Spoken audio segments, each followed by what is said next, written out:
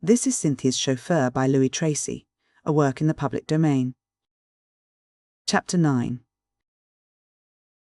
Ontheyee, for this is what happened.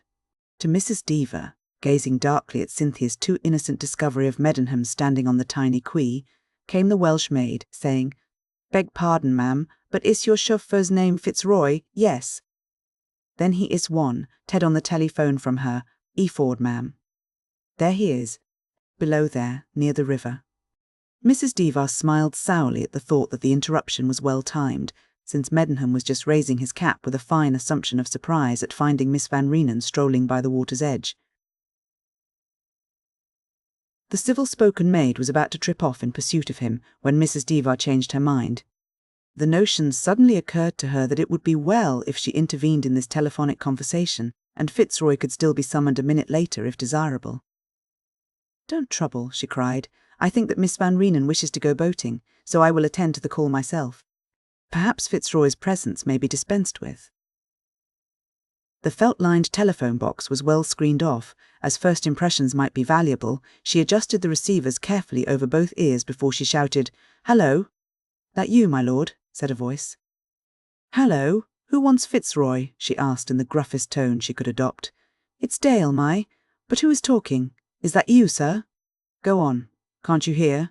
"Not very well, my lord, but I'm that upset. It wasn't my fault, but your lordship's father dropped on to me at Bristol, and he's here now." "What am I to do?" "My lordship's father? What are you talking about? Who are you? Isn't that Lord— Oh, dash it, aren't you Miss Van Reenen's chauffeur, Fitzroy?" "No, this is the Simmons Yacht Hotel. The party is out now, and Fitzroy as well, but I can tell him anything you wish to say." Mrs. Devar fancied that the speaker, whose words thus far had excited her liveliest curiosity, would imagine that he was in communication with the proprietors of the hotel. She was not mistaken. Dale fell into the trap instantly, though indeed he was not to be blamed, since he had asked most earnestly that Mr. Fitzroy, Miss Van Reenen's chauffeur, should be brought to the telephone. "Well, ma'am," he said, "if I can't get hold of Fitzroy, I must leave a message, as I don't suppose I'll have another chance. I'm his man, I'm Dale, have you got it?" "Yes, Dale." "Tell him the Earl of Fairholme turned up in Bristol and forced me to explain everything. I couldn't help it." The old gentleman fell from the blooming sky, he did. "Will you remember that name?" "Oh, yes, the Earl of Fairholme. Well, his lordship will understand. I mean, you must tell Fitzroy what I said. Please tell him privately. I expect I'll get the sack anyhow over this business, but I'm doing me best in trying the telephone, so you'll confer a favour, ma'am, if you call Fitzroy on one side before telling him." Though the telephone box was stuffy when the door was closed, Mrs. Devar felt a cold chill running down her spine. "I don't quite understand," she said thickly. "You're Dale, somebody's man. Whose man?" "His lordship's." "Oh, Beg pardon, ma'am, but I'm Fitzroy's chauffeur." It was a glorious night of early summer, yet lightning struck in that little shut-off section of the hotel. "Do you mean that you were Viscount Meddenham's chauffeur?" she gasped, and her hands trembled so much that she could scarce hold the receivers to her ears. "Yes'm." "Now you've got it. But look here, I daren't stop another minute. Tell his lordship, tell Mr. Fitzroy, that I'll dodge the Earl in some way and remain here. He says he has been tricked, what between me and the Frenchman, but he means to go back to London tomorrow. Goodbye, ma'am." "You won't forget? Strictly private?" "Oh, no, I won't forget," said Mrs. Devar grimly. Nevertheless, she felt weak and sick, and in her anxiety to rush out into the fresh air, she did forget to hang up the receivers, and the Simmons Yacht Hotel was cut off from the world of telephones until someone entered the box early next morning. She was of a not uncommon type, a physical coward endowed with nerves of steel, but for once in her life, she came perilously near fainting. It was bad enough that a money-making project of some value should show signs of tumbling in ruins, but far worse that she, an experienced tuft hunter, should have lived in close companionship with a viscount for 4 long days and snubbed him rancorously and without cease. There was no escaping the net she had contrived for her own entanglement. She had actually written to Peter Van Reenen that she deemed it her duty as Cynthia's chaperone to acquaint him with Simmons's defection and the filling of his place by Fitzroy. A most unsuitable person to act as Miss Van Reenen's chauffeur.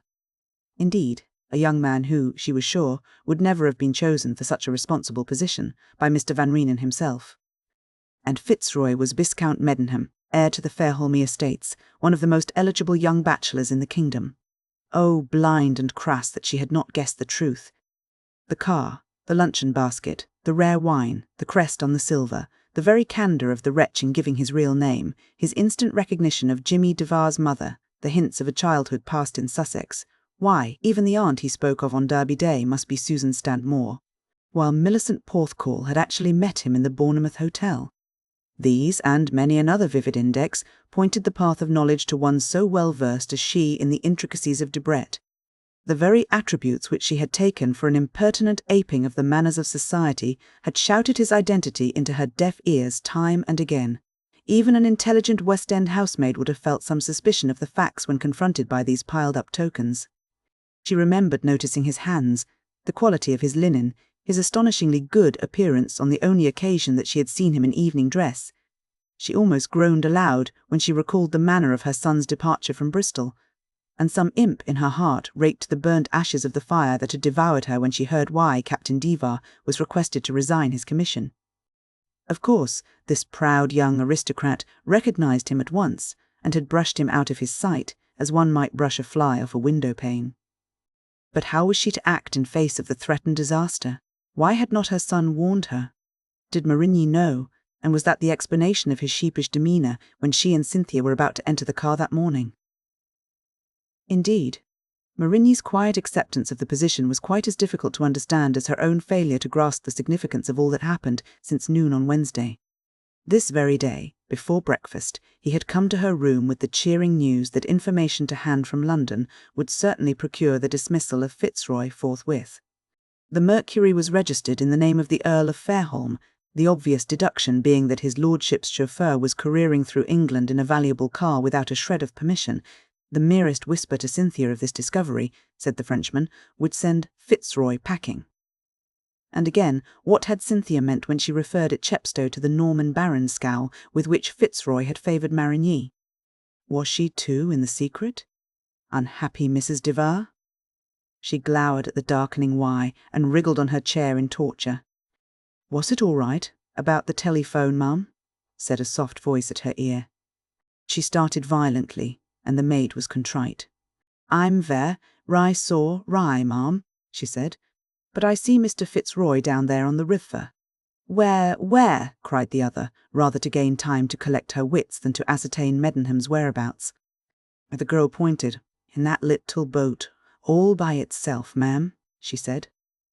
"Oh, it was of no importance.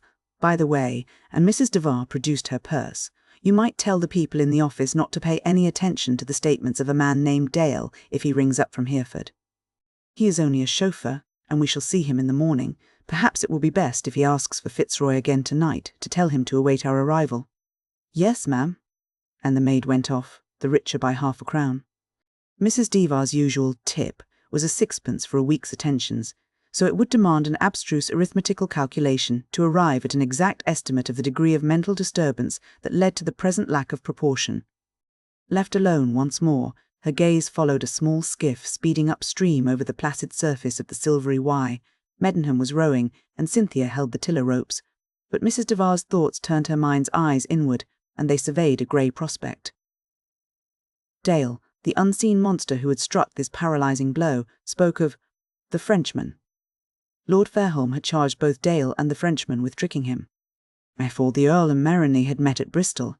If so, and there could be little doubt of it, Marigny would hardly appear in Hereford, and if she attempted to telephone to the Green Dragon Hotel, where Cynthia had engaged rooms, she would not only fail to reach Marigny, but probably reveal to a wrathful Earl the very fact which Dale seemed to have withheld from him, namely, his son's address at the moment. She assumed that Dale knew how to communicate with his master, because Meddenham had telegraphed the name of the hotel at Simon's Yacht. Therein she was right. Meddenham wanted his baggage and, having ascertained that there was a suitable train, sent instructions that Dale was to travel by it. This, of course, the man could not do. Lord Fairholme had carried off his son's portmanteau and had actually hired a room in the Green Dragon next to that reserved for Cynthia. Suddenly grown wise, Mrs. Devar decided against the telephone. But there remained the secrecy of the post office.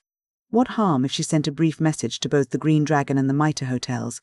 Marigny would be sure to put up at one or the other if he were in Hereford, and demand his advice?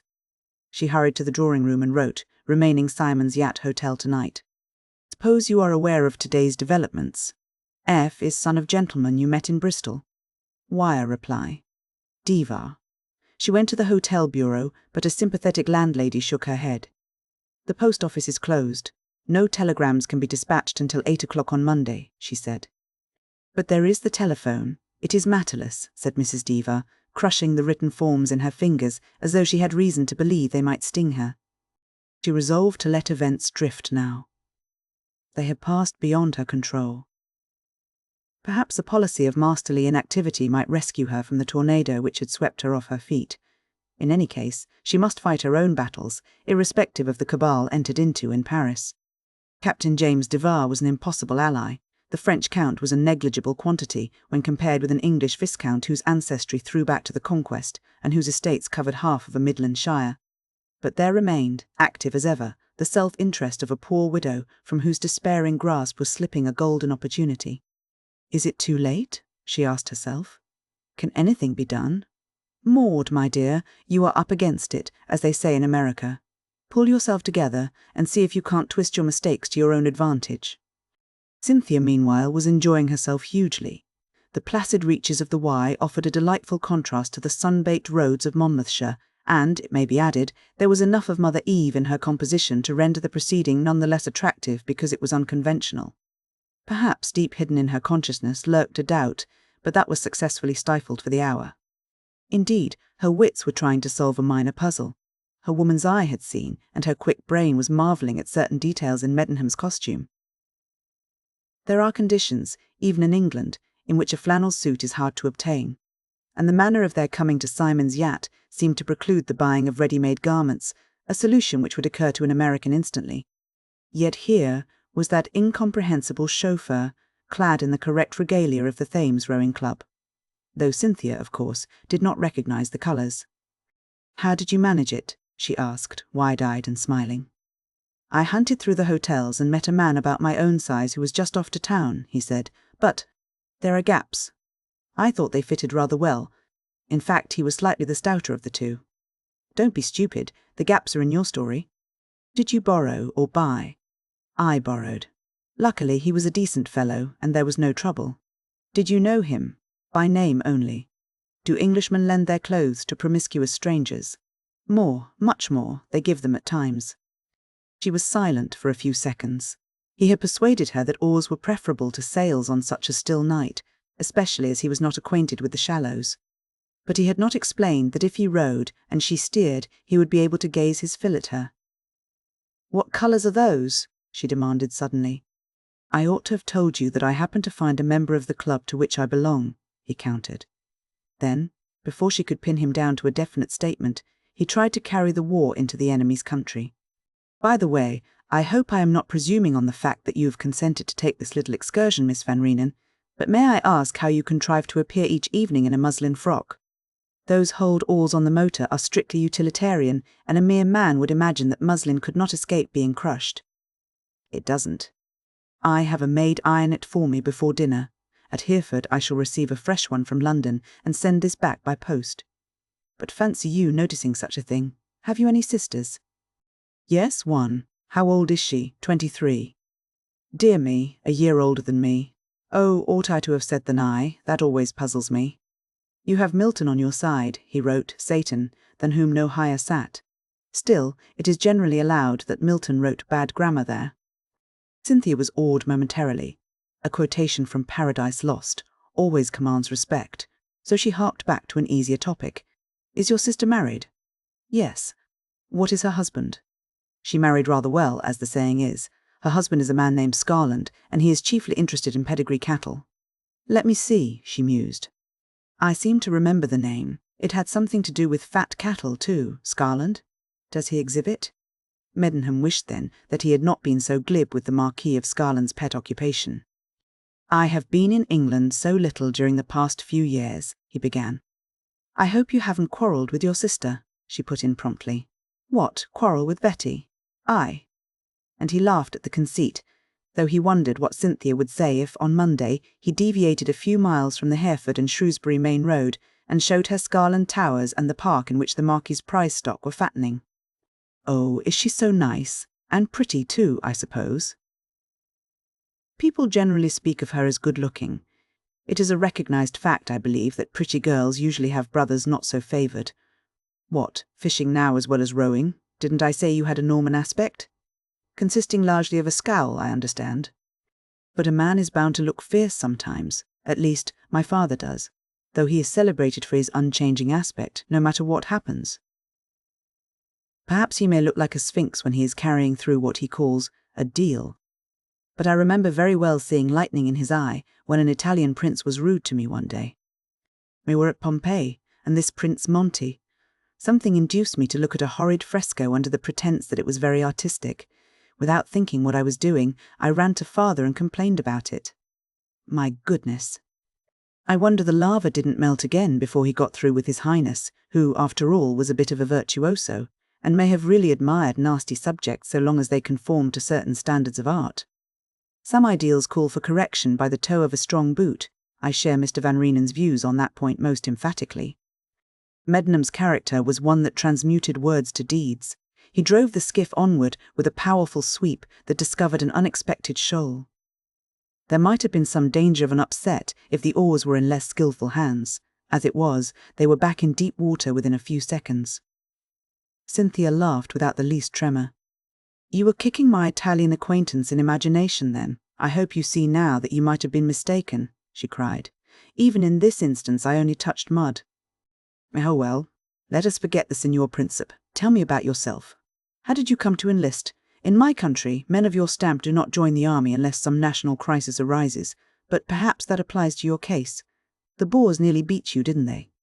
He took advantage of the opening thus presented, and was able to interest her in stories of the campaign without committing himself to details. Nevertheless, a man who had served on the headquarters staff during the protracted second phase of the South African War could hardly fail to exhibit an intimate knowledge of that history which is never written. Though Cynthia had met many leaders of thought and action, she had never before encountered one who had taken part in a struggle of such peculiar significance as the Boer Revolt. She was not an English girl, eager only to hear tales of daring, in which her fellow countrymen figure heroically, but a citizen of that wider world that refuses to look at events exclusively through British spectacles. Therein lay the germ of real peril to Meddenham. He had not only to narrate but to convince.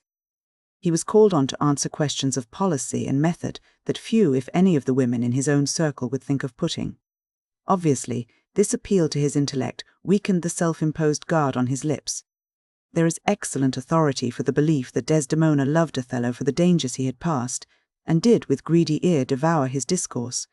Yet it may well be conceded that an explanatory piquancy would have been added to the Moor's account, of most disastrous chances, of moving accidents by flood and field, if the lady were not a maid of Venice, but hailed from some kindred city that refused to range all the virtues on the side of the mistress of the Adriatic. More than once it chanced that Meddenham had to exercise his wits very quickly to trip his tongue when on the verge of some indiscretion that would betray him. Perhaps he was unduly cautious. Perhaps his listener's heart had mastered her brain for the time. Perhaps she would not have woke up in a maze from a dream that was not less a dream, because she was not sleeping, even if some unwary utterance caused her to ask what manner of man this could be. But that can never be known, since Cynthia herself never knew. The one sharp and clear fact that remained in her mind as a memory of a summer's evening passed in a boat on a river flowing through fairyland was provided by a set of circumstances far removed from tales of stormy night, riding after De Wet or the warp and weft of European politics, as they fashioned the cerecloths of the two Dutch republics.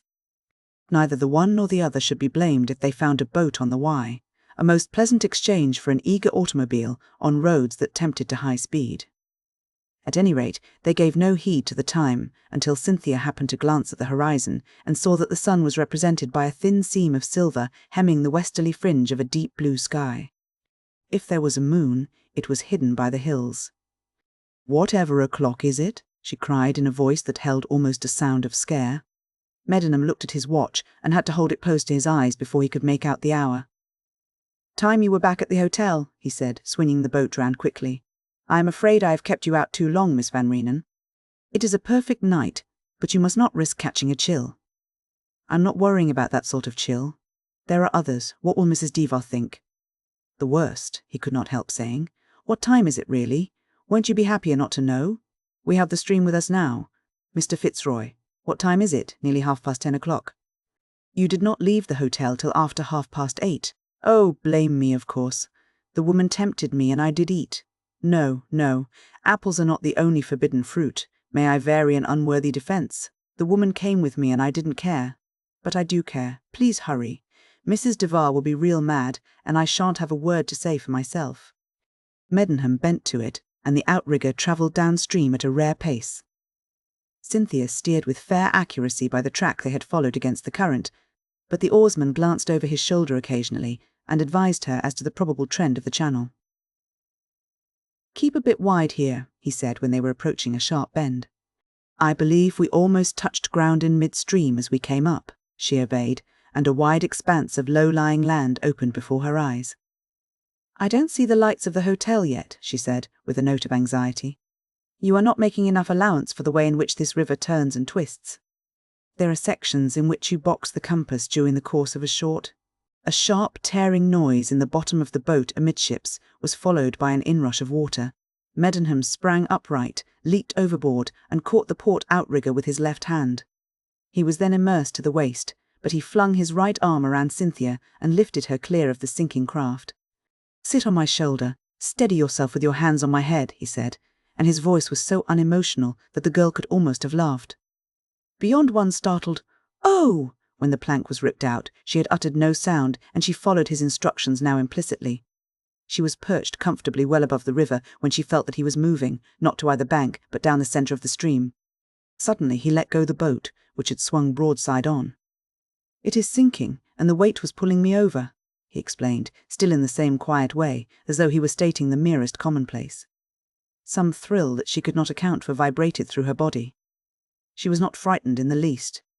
She had the most complete confidence in this man, whose head was braced against her left thigh, and whose arm was clasping her skirts closely round her ankles. "Which side do you mean to make for?" she asked. "I hardly know. You are higher up than me. Perhaps you can decide best as to the set of the current. The boat seems to have been carried to the right." "Yes, I think the river shoals to the left. Suppose we try the other way first." "The hotel is on that side. Anything you like." He took a cautious step, then another. The water was rising. Luckily the current was not very strong, or he could not have stood against it. "No good," he said. "We must go back. Pity I'm not a circus lady. Then I might have balanced myself gracefully on the top of your head." He murmured something indistinctly, but Cynthia fancied she caught the words. "You're a dear, anyhow." "What did you say?" she asked. "It is high time we were out of here," he answered, turning his back to the pressure of water, which was very great in that place. "Now what will happen if there are two channels, and we have pitched on a bank in the middle? I must walk about a bit until I find the right track. The Wye is not very deep at this point. It must shelve rapidly in one direction or the other, but it mayn't. In that event I shall lower you into the water, ask you to hold tight to my coat collar with both hands and let me swim. It is only a few yards. But I can swim too. Not in a long dress." "Ah, here we are. I thought so." In a couple of strides the water was below his knees. Soon he was standing on a pebbly beach at the nose of the promontory formed by the bend where the accident had happened. In order to lower Cynthia to the ground without bringing her muslin flounces in contact with his dripping clothes, he had to stoop somewhat. Her hair brushed his forehead, his eyes, his lips, as he lifted her down. His hands rested for an instant on the warm softness of her neck and shoulders. His heart leaped in a mad riot of joy at the belief that she would have uttered no protest if he had drawn her nearer instead of setting her decorously on her feet. He dared not look at her, but turned and gazed at the river. "Thank God, that is over," he said. Cynthia heard something in his voice then that was absent when they were both in peril of being swept away by the silent rush of the black stream. "Quite an adventure," she sighed, stooping to feel the hem of her frock. "You are not wet?" he asked after a pause. "Not a thread. The water barely touched my feet. How prompt you were! I suppose men who fight have often to decide quickly like that. What caused it? A whole seam was torn open. It cannot be a stake. Such a thing would not be permitted to exist in this river. A snag, probably. Some old tree stump undermined by last month's heavy rain." "What of the boat?" "Is it lost? No. It will be found easily enough in the morning. The damage is trifling. How splendid you were." "Please don't. I haven't said a word to you, and I don't mean to. But Well, say it if you must. I am not going to compliment you in the ordinary terms. Just this, nature intended you to be a soldier's bride, Miss Van Reenen. Nature, being feminine, may promise that which she does not always mean to carry out. Besides, I don't know many soldiers. It is charming here, by the river's edge, but I must remember that you are soaked to the skin. Where are we exactly? About 4 miles from the hotel, by water, perhaps 1 mile and 3/4 as the crow flies. How far as a girl walks? Let us try, he said briskly. We seem to have landed in a meadow. If we cross it, all my efforts to save that muslin frock will count as naught, since there is sure to be a heavy dew on the grass after this fine day. Suppose we follow the bank a little way until we reach some sort of a path. Will you take my hand? No, I need both hands to hold up my dress, but you might grab my arm. I am wearing French shoes, which are not built for clambering over rocks. Cynthia was adroit. The use of one small word had relieved the situation. Meddenham might hold her arm with the utmost tenderness, but so long as he was grabbing it, there was nothing more to be said. He piloted her to a narrow strip of turf that bordered the Wye, found a path that ran close to a small wood, and soon they were in a road. There was slight excuse for arm-holding now, but Cynthia seemed to think that her frills still needed safeguarding, so he did not withdraw the hand which clung to her elbow. A light in a labourer's cottage promised information. He knocked at the door, which was not opened, but a voice cried, "Who is it? What do you want?" "Tell me the nearest way to the Simon's Yacht Hotel, please," said Meddenham. "Keep straight on till you come to the ferry. If the boat is on this side, you can pull yourself across. But if it is not, you must chance it. The nearest bridge is 1 mile the other way." "By gad," said Meddenham under his breath. "I wouldn't care a pin if Mrs. Devar wasn't waiting for me," whispered Cynthia, whose mental attitude during this mishap on the Wye contrasted strangely with her alarm when Marinee's motor collapsed on the Mendips. "Mrs. Devar is the real problem," laughed Meddenham. "We must find some means of soothing her agitation." "Why don't you like her? That is one of the things I wish to explain later." "She has been horrid to you, I know, but I am beginning to think that I owe her a debt of gratitude I can never repay." "What will happen if that wretched ferryboat is on the wrong side of the river?" Meddenham took her arm again, for the road was dark where there were trees. "You are not to think about it," he said. "I have been doing all the talking tonight. Now tell me something of your wanderings abroad." These two already understood each other without the spoken word. He respected her desire to shear off anything that might be construed as establishing a new relationship between them, and she appreciated his restraint to the full. They discussed foreign lands and peoples until the road bent toward the river again and the ferry was reached, at a point quite 1/2 mile below the hotel. And there was no boat. A wire rope drooped into the darkness of the opposite bank, but no voice answered Meddenham's hail. Cynthia said not a syllable until her companion handed her his watch with a request that she should hold it. "You are not going into that river," she cried determinedly. "There is not the slightest risk," he said. "But there is. What if you were seized with cramp?" "I shall cling to the rope, if that will satisfy you. I have swum the Zambesi before today, not from choice, I admit, and it is 20 times the width of the Wye, while it holds more crocodiles than the Wye holds salmon."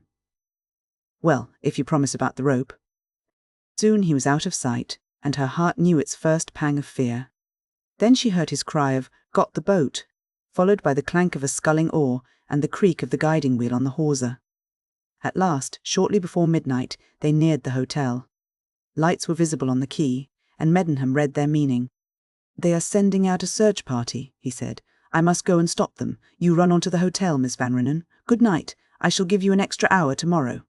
She hesitated the fraction of a second. Then she extended a hand. "Good night," she murmured. "After all, I have had a real lovely time." Then she was gone, and Meddenham turned to thank the hotel servants and others who were going to the rescue. "I wonder what the governor will say when he sees Cynthia," he thought, with the smile on his face of the lover who deems his lady peerless among her sex. He recalled that moment before many days had passed, and his reflections then took a new guise, for not all the knowledge and all the experience a man may gather can avail him a whit to forecast the future when fate is spinning her complex web. Chapter 10. Hidden founts, O evil. It was a flushed and somewhat breathless Cynthia who ran into the quiet country hotel at an hour when the licensing laws of Britain have ordained that quiet country hotels shall be closed. but even the laws of the Medes and Persians, which altered not, must have bulged a little at times under the pressure of circumstances.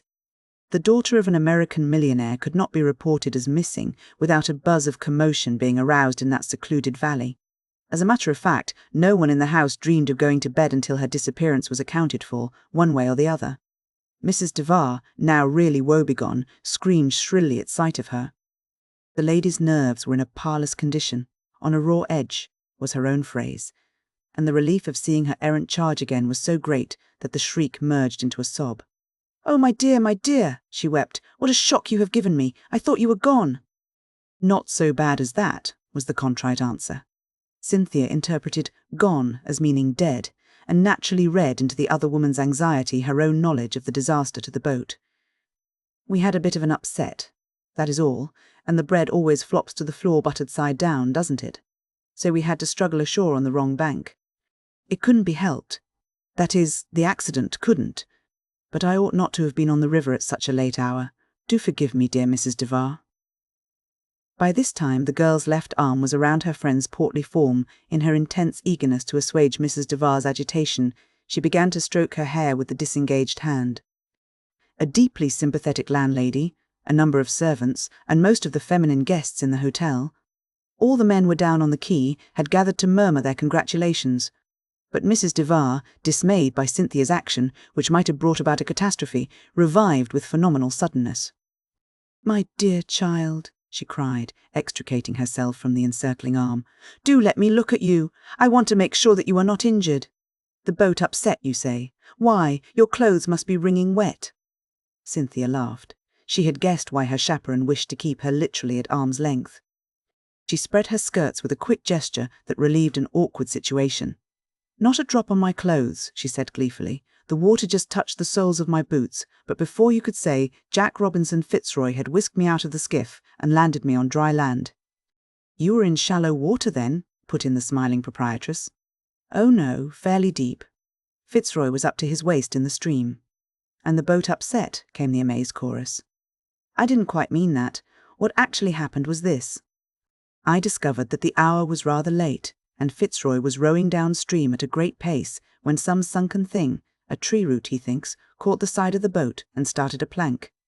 I was so taken by surprise that I should have sat right there and gone to the bottom with the boat, but Fitzroy jumped overboard straight away and hiked me out." "Ready!" Tongue Cynthia was beginning to find detailed explanation rather difficult, and her speech reverted to the picturesque idioms of her native land. It was the happiest ruse she could have adopted. Everyone laughed at the notion of being hiked out.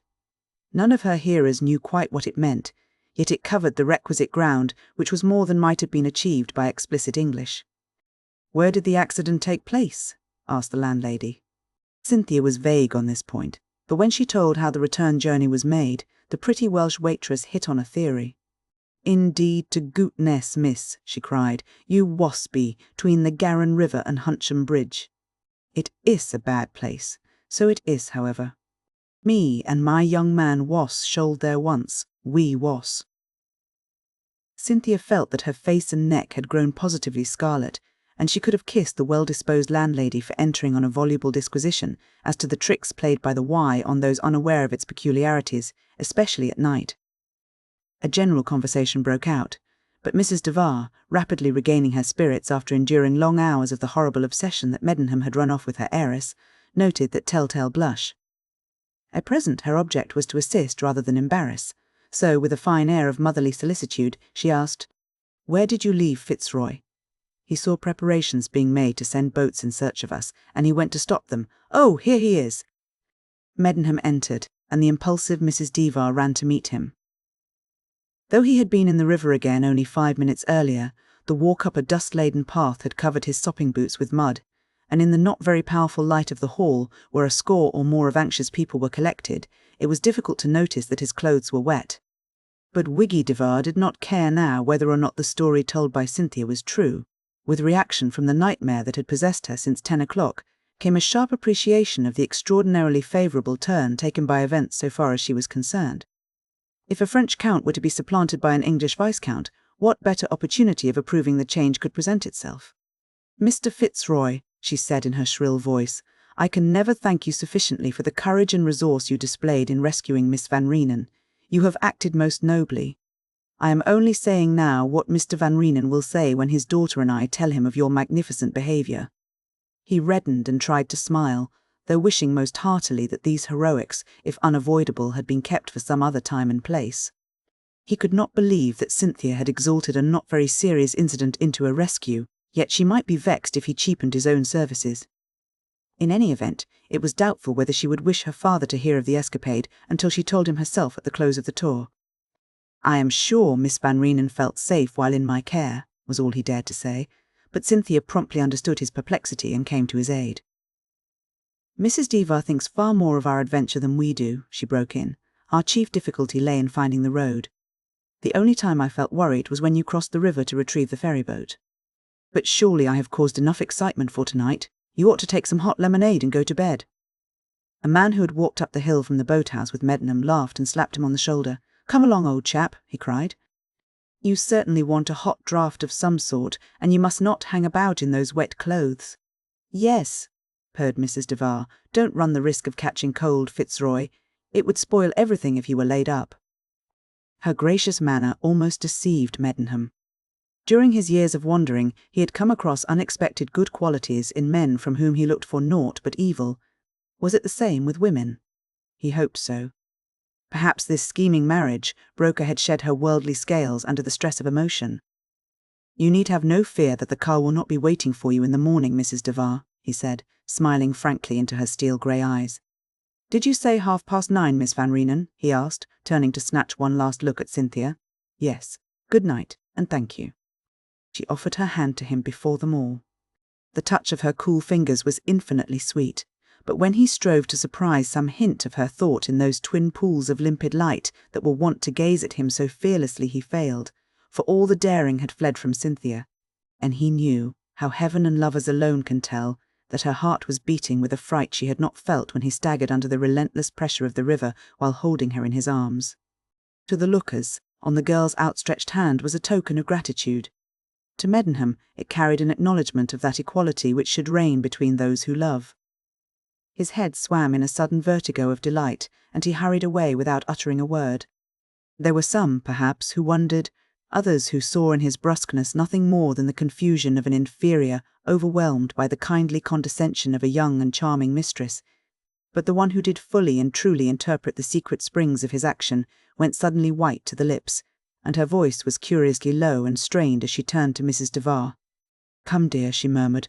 "I am tired, it would seem, and you must be quite worn out with anxiety." "My darling child," gushed Mrs. Devar, "I should have been nearly dead if I had not known that Fitzroy was with you, but he is one of those men who inspire confidence. I refuse to admit even to myself that anything of evil consequence could happen to you while he was present. How fortunate we were that day in town." The man who had suggested that the hotel pharmacist could dispense hot drinks other than lemonade nudged an acquaintance. "Our chauffeur friend has a rippin' nice job," he whispered. "Wouldn't mind taking his billet myself. It 'ud be a change from everlasting Gough. Hello, where is he? I meant to—" Meddenham had gone, striding away up the hillside in a very frenzy of happiness. 4 days, and Cynthia as good as won. Was it possible, then, that the disguised prince of the fairy tale could be a reality? That such romances might still be found in this grey old world? 4 days. He could not be deeper in love with Cynthia had he known her 4 years, or 40, and he was certain now that he had really loved her before he had been in her company 4 minutes.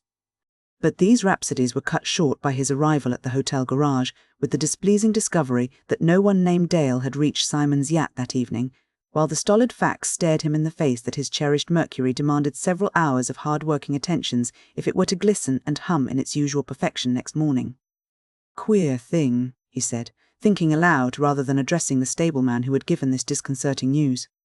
"I have never before known him fail, and I wired to Hereford early enough." "Oh, he's in Hereford, is he?" inquired the man. "He ought not to be, but he is, I fear. Then it'll be him who axed for ye on the telephone. When?"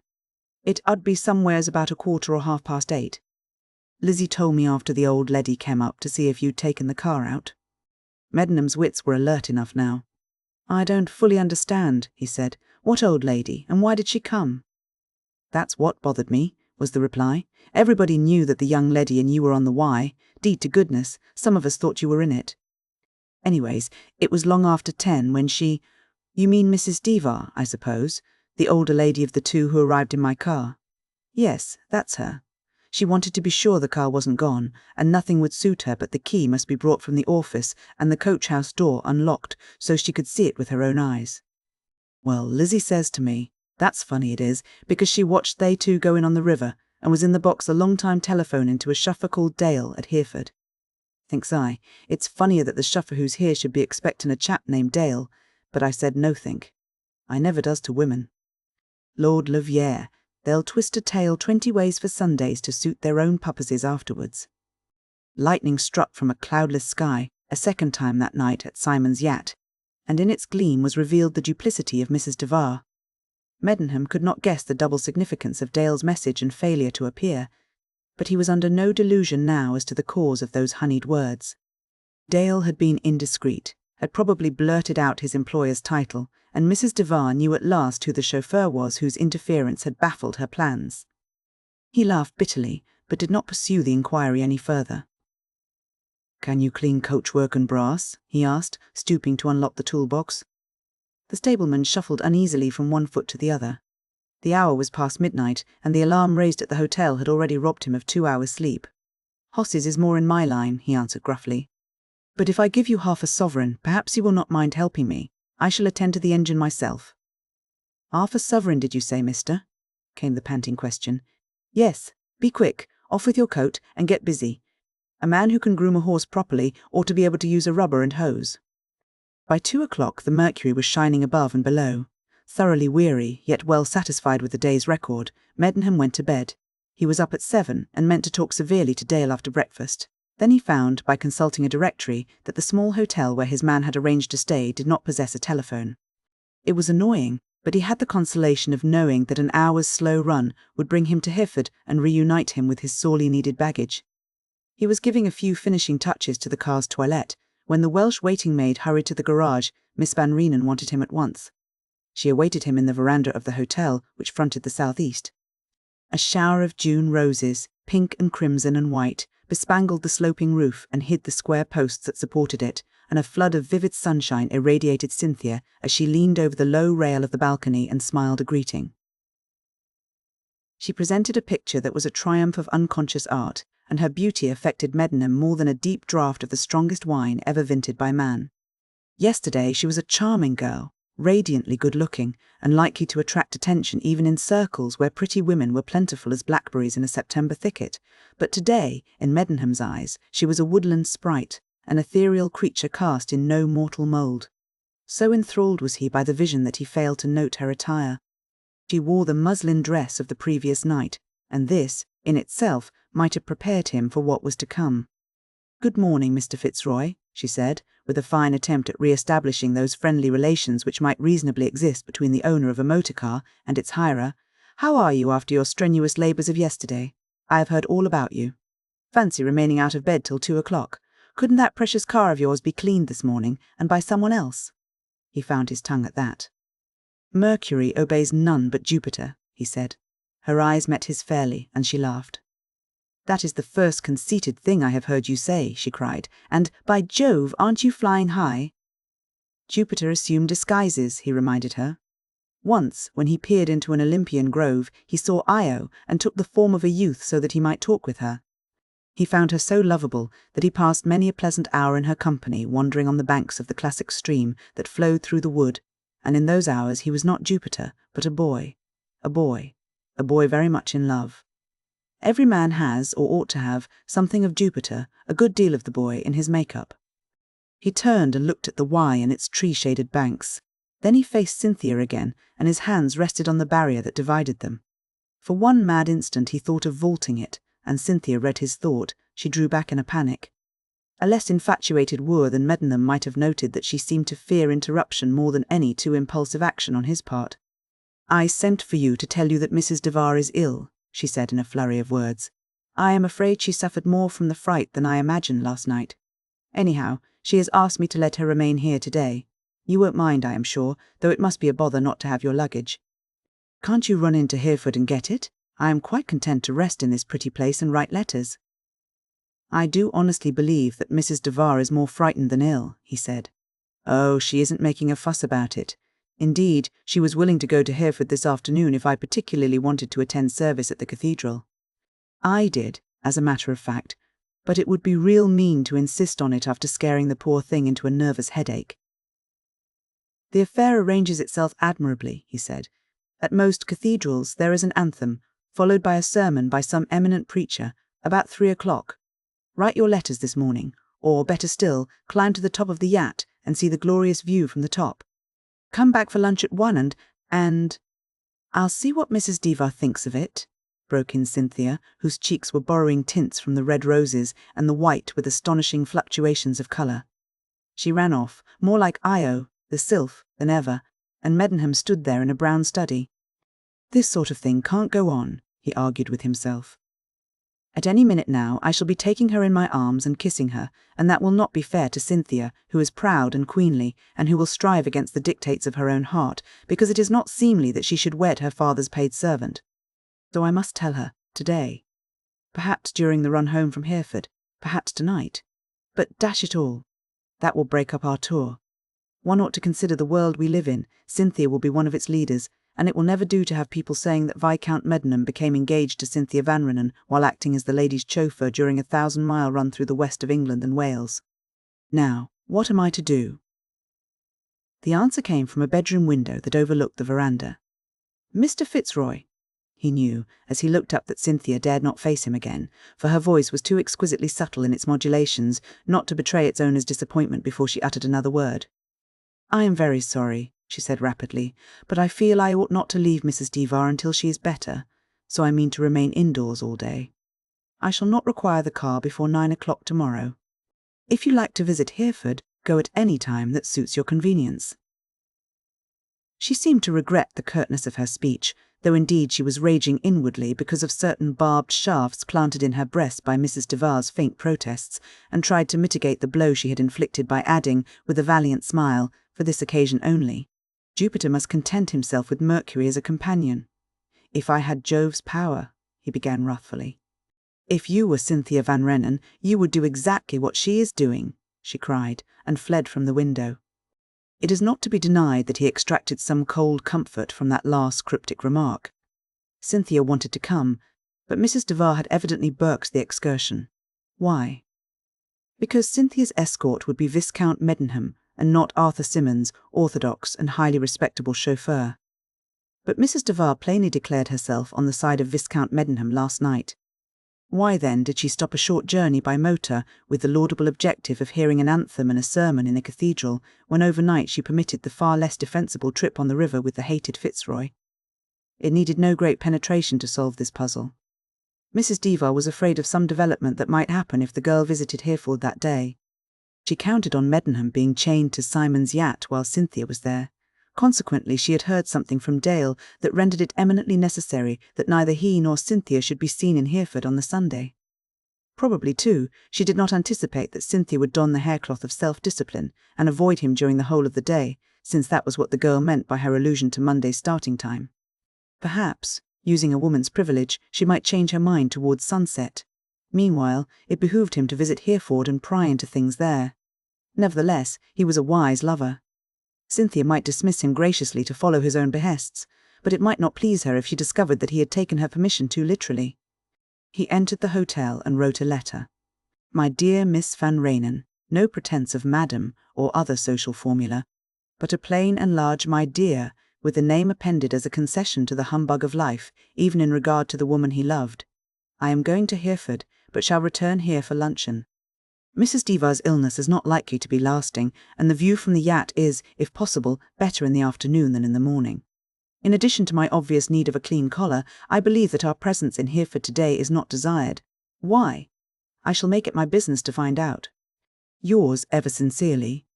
Then he reached a high and stout stone wall of difficulty. Was he to fall back on the subterfuge of George Augustus Fitzroy, which, of course, was his proper signature in law?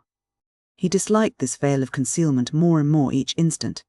but it was manifestly out of the question that he should sign himself Meddenham or George, while he had fought several pitched battles at Harrow with classmates who pined to label him Augustus abbreviated. So, greatly daring, he wrote, Mercury's governor, trusting to luck, whether or not Cynthia's classical lore would remind her that Mercury was the son of Jupiter. He reread Diffusion twice, and was satisfied with it as the herald of others. My dear, sounded well. The intimacy of our presence was not overdone, while yours ever sincerely was excellent. He wondered if Cynthia would analyse it word for word in that fashion. Well, some day he might ask her. For the present he sealed the letter with a sigh and gave it to a waiter for safe delivery, he fancied, but could not be quite sure that a good deal of unnecessary play with the motor's Gabriel horn 5 minutes later brought a slender muslined figure to a window of the then distant hotel.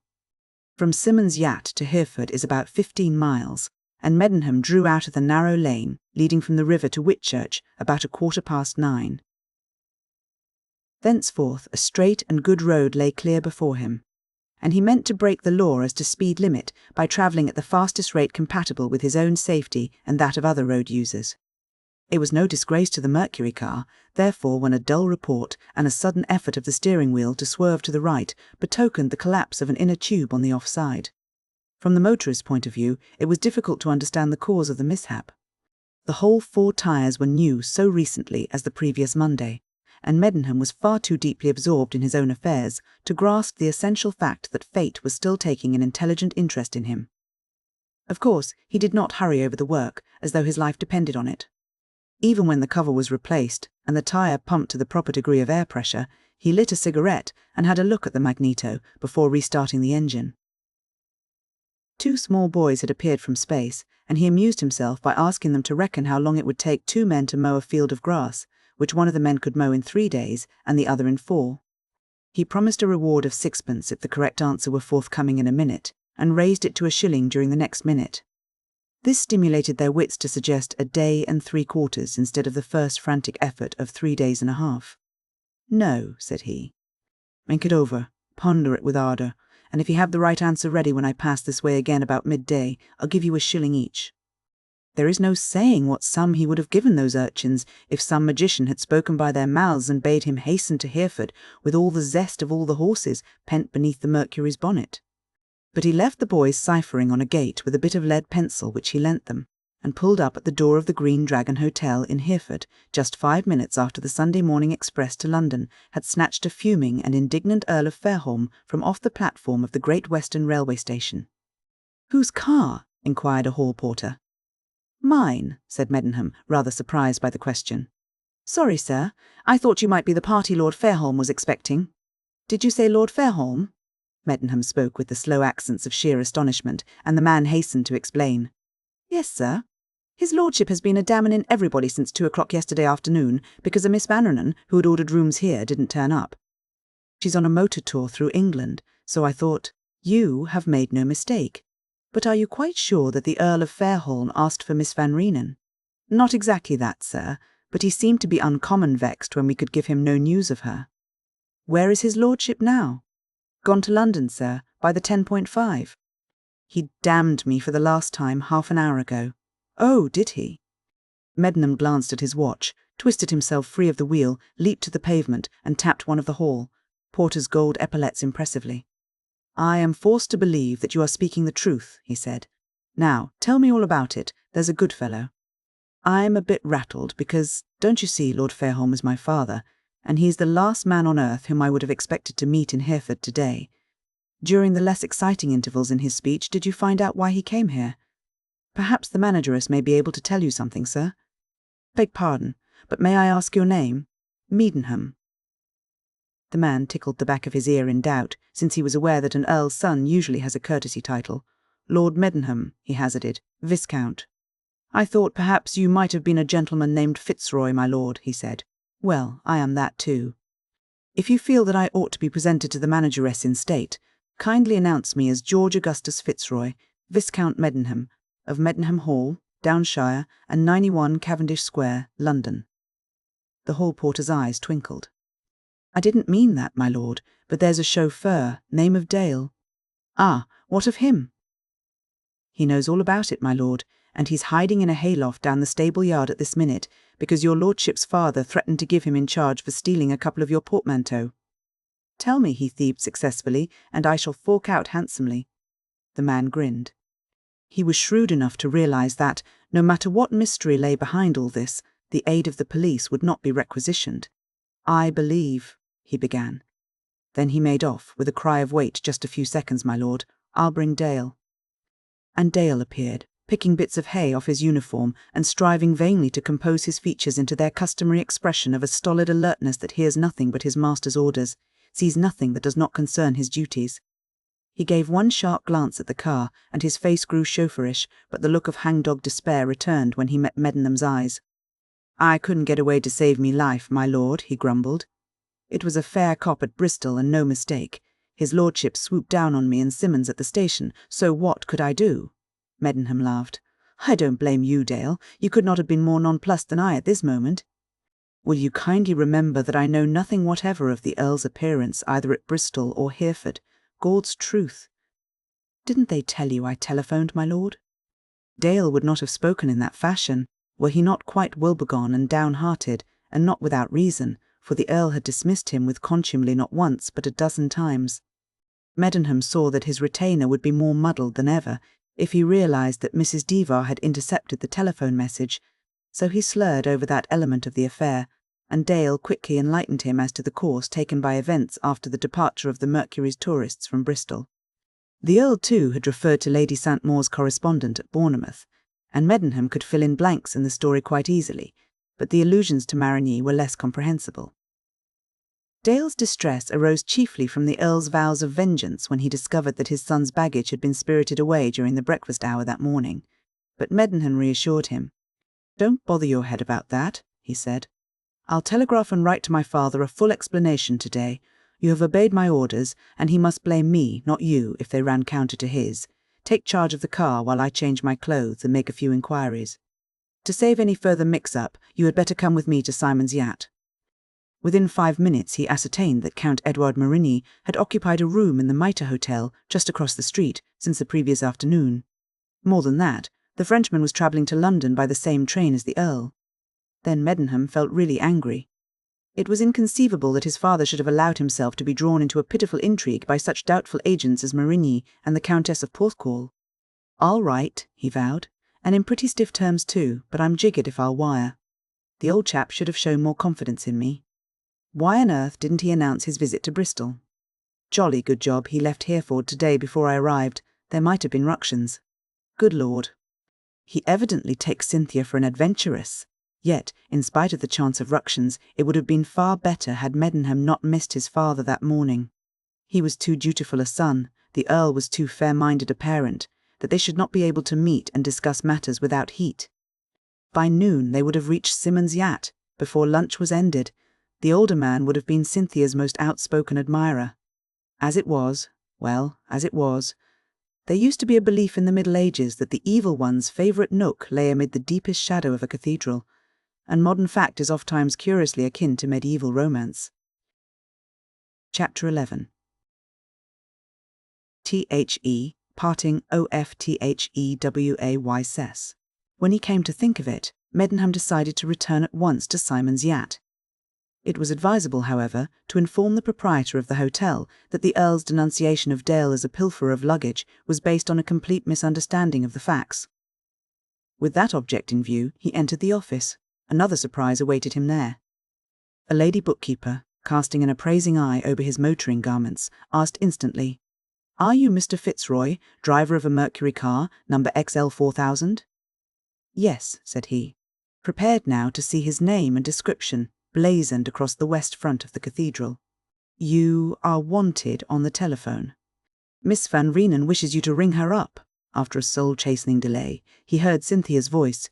"That you, Mr. Fitzroy?" "Yes." "I'm so glad I caught you before you hurried away again. That is, I suppose you travelled rather fast, you and Mercury." He laughed. That was all. He did not intend to let her assume so readily that he had missed the first thought which bubbled forth in words. She well knew that he was not in Hereford from personal choice, but she had not meant to tell him that she knew. "What are you sniggering at?" she demanded imperiously. Only at your divination, he answered. Indeed, if a tire had not given out soon after I left Whitchurch, I would now be well on my way to the yacht. Suddenly, he recollected the singular outcome of the incident. There was some reasonable probability that it might exercise a material effect on the course of events during the next few days. So, after a little pause, he added, "That is one reason. There are others." "Is something detaining you, then?" she asked. "Yes. A trivial matter, but I shall be at the hotel long before lunch. Mrs. Devar is much better. She is so sorry I remained indoors this morning." "Mrs. Devar is cultivating angelic qualities," he said, but he murmured under his breath, "The old cat finds now that she has made a mistake. I want you to pay the hotel people for the rooms I reserved, but have not occupied. Then perhaps they will hand you any mail that may have been sent after me, and please give them my address at Chester. Will you do all that?" "Certainly. There should be no difficulty. Is Hereford looking very lively?" "It strikes me as peculiarly empty," he said with convincing candour. "Shall we have time to see all the show places tomorrow?" "We shall make time." "Well, good bye. Bring my letters. I have not heard from my father since we left Bournemouth." "Ah, there I have the better of you." "I heard of, if not from, my revered dad since reaching Hereford." "Unexpectedly?" "Oh, quite. Nothing wrong, I hope?" "The old gentleman's temper seems to be a trifle out of gear. The present attack is not serious. He will survive it. For many years, I trust." "You must not be flippant where your father is concerned. I believe he is annoyed because you came away with me, and so failed to keep the appointment fixed for Saturday in London. Eh? What did you say?" "I said, well, I am surprised, or words to that effect. As my name is George, I cannot tell a lie, so I must admit regretfully that you have guessed right. Indeed, Miss Van Rennen, I may go so far as to suggest, by letter, that before my father condemns me, he should first meet you. Of course, I shall warn him that you are irresistible." "Goodbye again," said Cynthia severely. "You can tell me all about it after. Oh, sometime today, anyhow." The Green Dragon proved to be most undragonish. No manner of doubt was cast on Meddenham's good faith. He pocketed 6 letters for Cynthia, and one, unstamped, bearing the crest of the mitre, for Mrs. Devar. By the merest chance he caught sight of a note, addressed Viscount Meddenham, stuck in a rack among some telegrams. The handwriting was his father's. But how secure it without arousing quite reasonable suspicion? He tried the bold course. "I may as well take that too," he said offhandedly. "Is Viscount Meddenham also in your party?" inquired the bookkeeper. "Yes."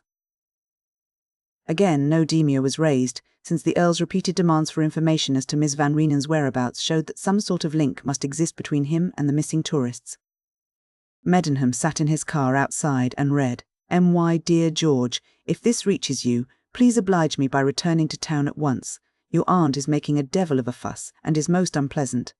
I say no more now, since I am not sure that you will be in Hereford before we meet. Yours ever, F." "I can see myself being very angry with Aunt Susan," he growled in the first flush of resentment against the unfairness of her attitude. But that phase soon passed. His mind dwelt rather on Lady St. Maur's bland amazement when she encountered Cynthia.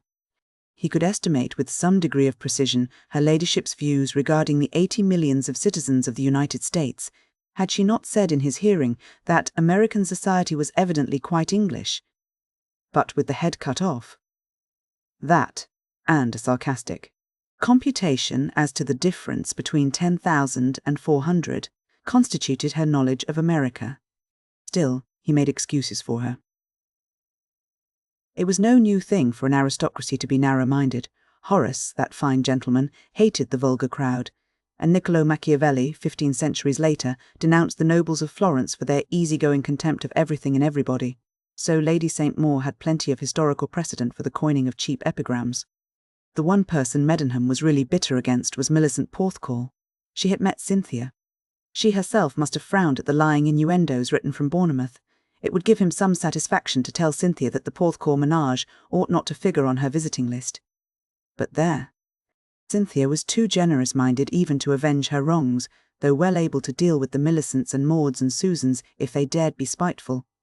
Then the coming of Dale with various leather bags roused him from the reverie induced by his father's curt missive, and he laughed at the discovery that he was fighting Cynthia's battles already. The Mercury was raising a good deal of dust in the neighbourhood of Whitchurch when its occupants noticed a pair of urchins perched on a gate, signalling frantically. It pleased Meddenham to mystify Dale, who was, if possible, more taciturn than ever since those heart-searching experiences at Gloucester and Hereford. He pulled up some 50 yards or more down the road. "You saw those boys?" he said. "Yes, my lord, but they're only having a game." "Nothing of the sort. Skip along and ask them if they have found out the answer. If they say a day and 5/7, hand them a shilling each. Any other reply will be wrong. Don't talk, just run there and back and pay only on a day and 5/7. Dale ran. Soon he was in his seat again. "I give 'em a bob each, my lord," he announced, grave as an owl. While they were running slowly down the winding lane that led to the yacht, Meddenham, determined to make sure of his ground with reference to Mrs. Devar. "I suppose you left no room for doubt as to my identity in the mind of the lady to whom you spoke over the telephone last night?" he inquired. "None whatever, my lord. She wormed it out of me."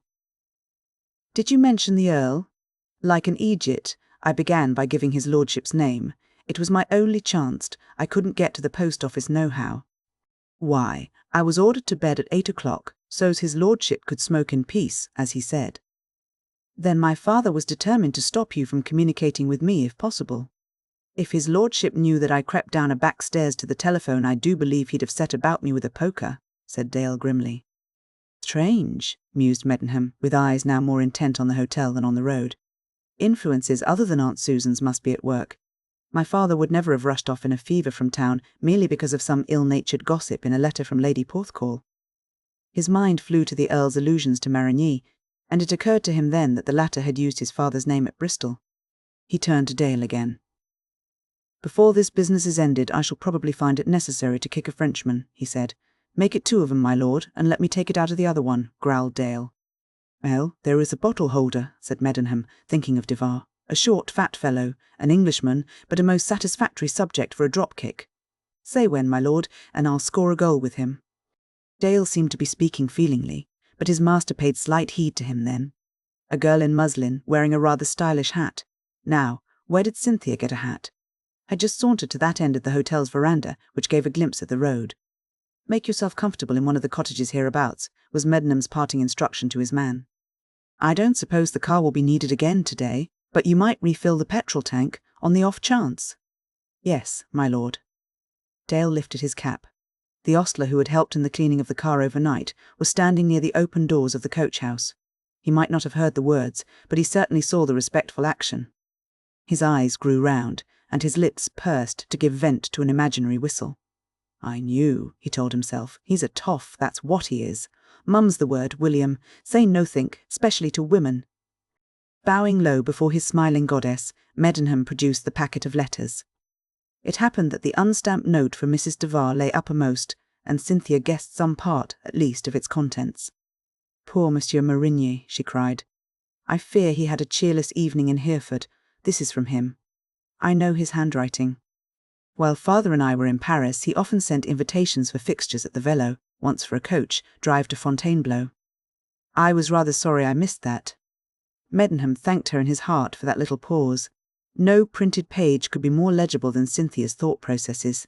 How delightful it was to feel that her unspoken words were mirrored in his own brain. But these lover-like beatitudes were interrupted by a slight shriek. She had glanced curiously at a postmark, ripped open an envelope, and was reading something that surprised her greatly.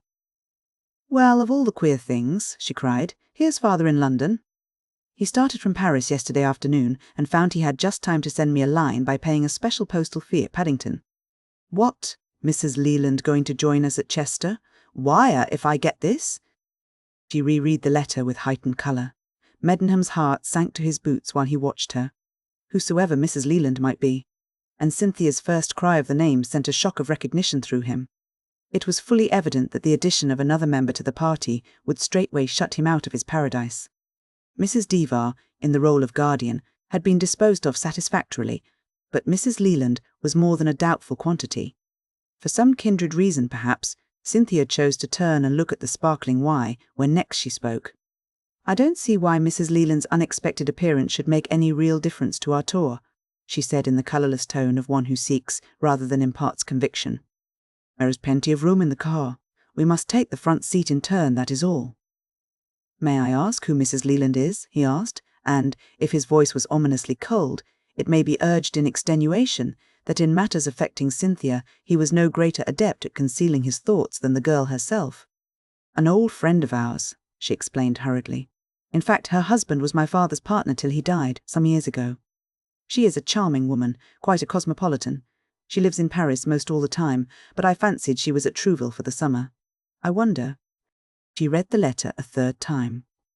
Drooping lids and a screen of heavy eyelashes veiled her eyes, and when the fingers holding that disturbing note rested on the rail of the veranda again, still those radiant blue eyes remained invisible, and the eloquent eyebrows were not arched in laughing bewilderment, but straightened in silent questioning. "Mr. Van Rennen gives no details," she said at last, and seldom, indeed, did Mr. Van Rennen replace father in her speech. "Perhaps he was writing against time, though he might have told me less about the post and more of Mrs. Leland. Anyhow, he has a fine Italian hand in some things, and maybe this is one of them. But I must telegraph at once." Meddenham roused himself to set forth British idiosyncrasies on the question of Sunday labour.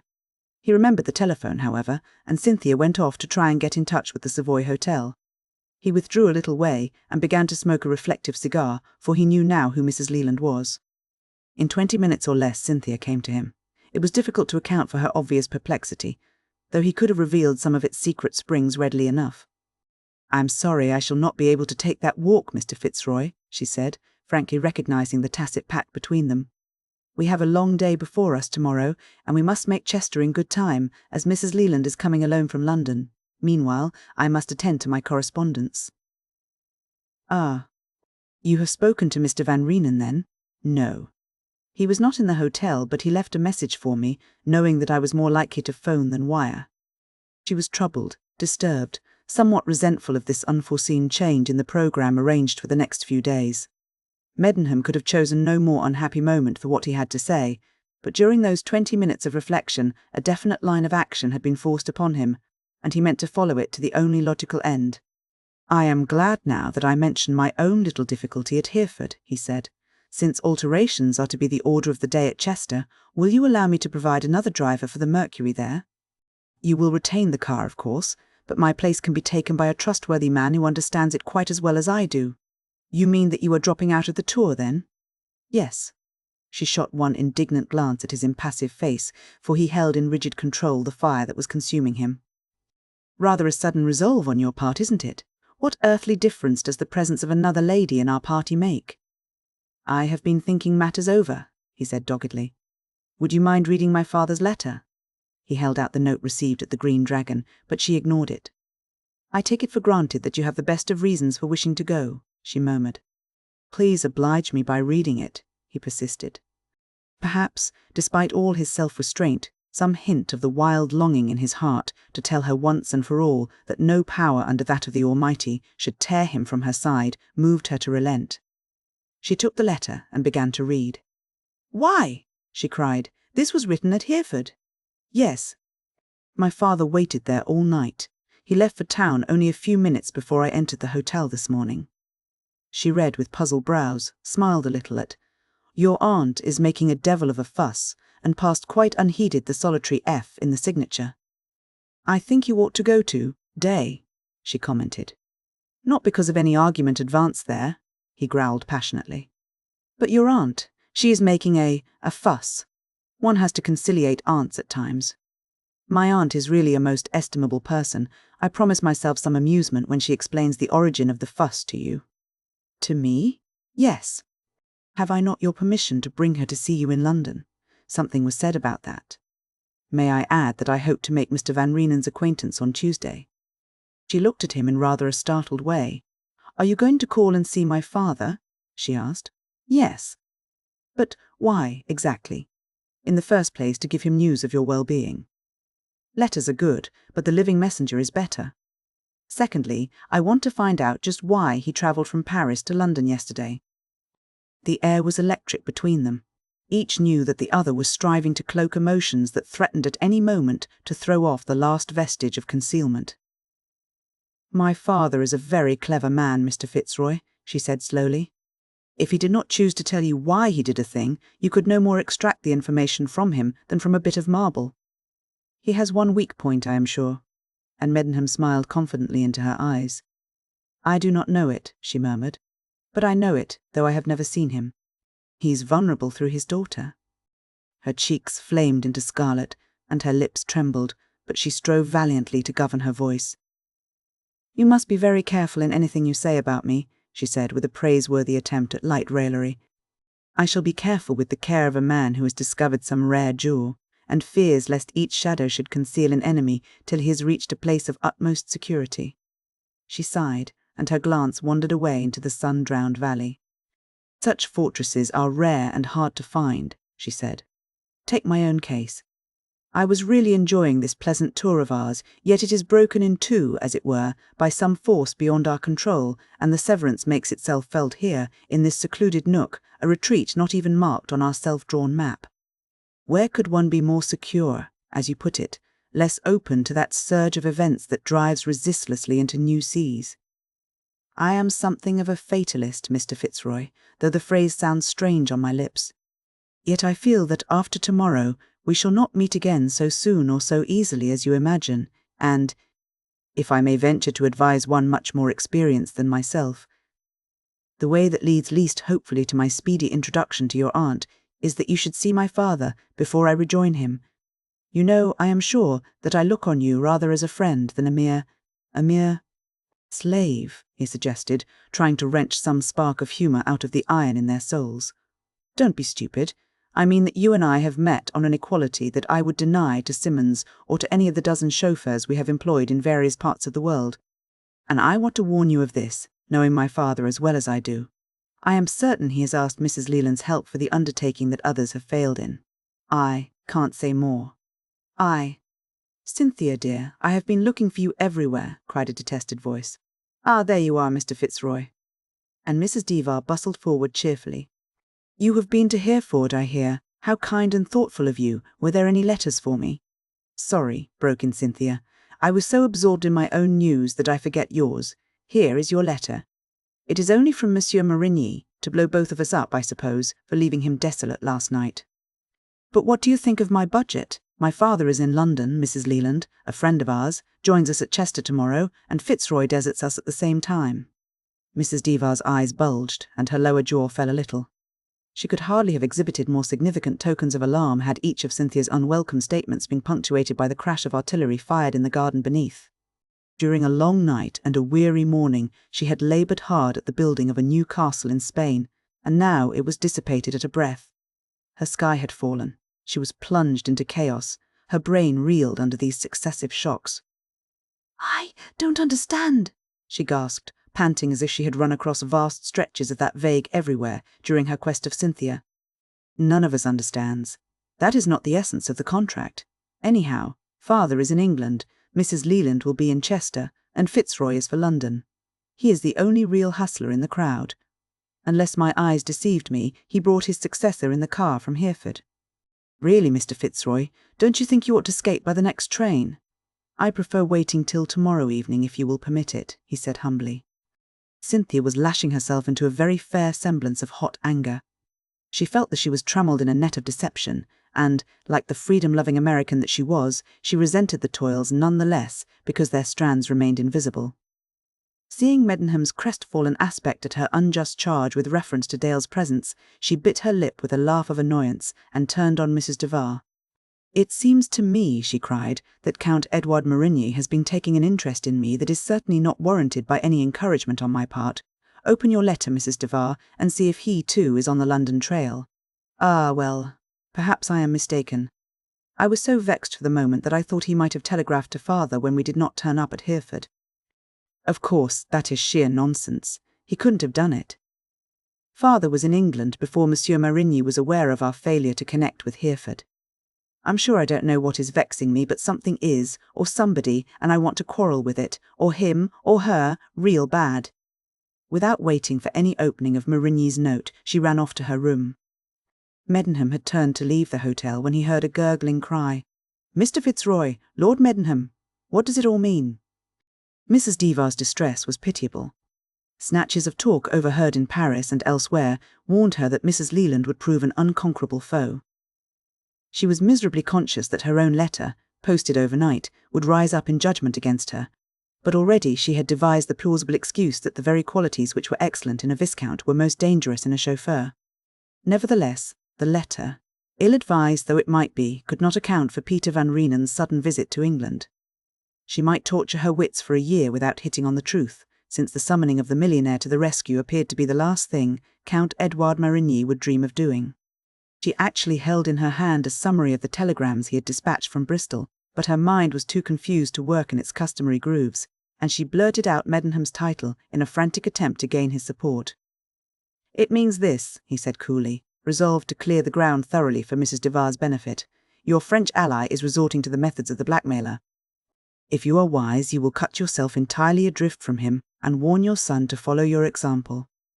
I shall deal with Monsieur Marigny, have no doubt on that score, and if you wish me to forget certain discreditable incidents that have happened since we left London, you will respect my earnest request that Miss Van Reenen shall not be told anything about me by you. I mean to choose my own time and place for the necessary explanations. They concern none but Miss Van Reenen and myself, in the first instance, and her father and mine, in the second. I have observed that you can be a shrewd woman when it serves your interests, Mrs. Devar, and now you have an opportunity of adding discretion to shrewdness. I take it you are asking for my advice. It is simple and to the point.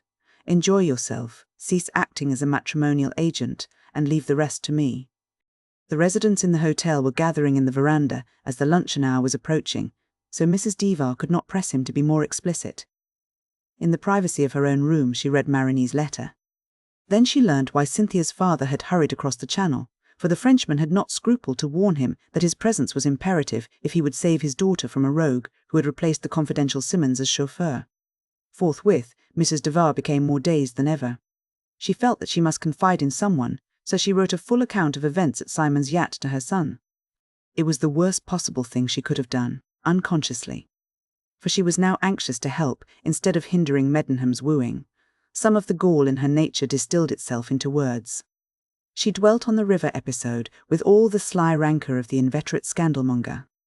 She was really striving to depict her own confusion of ideas when stunned by the discovery of Meddenham's position, but she only succeeded in stringing together a series of ill-natured innuendos. Sandwiched between each paragraph of the story were the true gossip's catchwords. Thus, what was I to think? What would people say if they knew? My dear, just picture your mother's predicament when midnight struck and there was no news. Of course, one makes allowances for an American girl and the rest. Though this soured woman was a ready writer, she was no reader. Or in days to come she might have parodied Pope's epistle to Dr. Arbuthnot. Why did I write? What sin to me unknown dipped me in ink? My parents' or my own? Not content with her outpouring to Devar, she dashed off a warning to Marigny. She imagined that the Frenchman would grin at his broken fortunes and look about for another heiress. And so, abandoning a meal to the fever of scribbling, she packed more mischief into an hour than any elderly marriage, broker in Europe that day, and waddled off to the letterbox with a sense of consolation, strong in the belief that the morrow would bring telegrams to guide her in the fray with Mrs. Leland. Meddenham sent a short note to his father, saying that he would reach London about midnight next day, and asking him to invite Aunt Susan to lunch on Tuesday. Then he waited in vain for sight of Cynthia until, driven to extremes by tea-time, he got one of the maids to take her a verbal message, in which he stated that the climb to the summit of the yacht could be made in half an hour. The reply was deadening. Miss Van Reenen says she is busy. She does not intend to leave the hotel today, and will you please have the car ready at 8 o'clock tomorrow morning? Then Meddenham smiled ferociously, for he had just ascertained that the local telegraph office opened at 8. Kindly tell Miss Van Reenen that we had better make a start some few minutes earlier, because we have a long day's run before us, he said.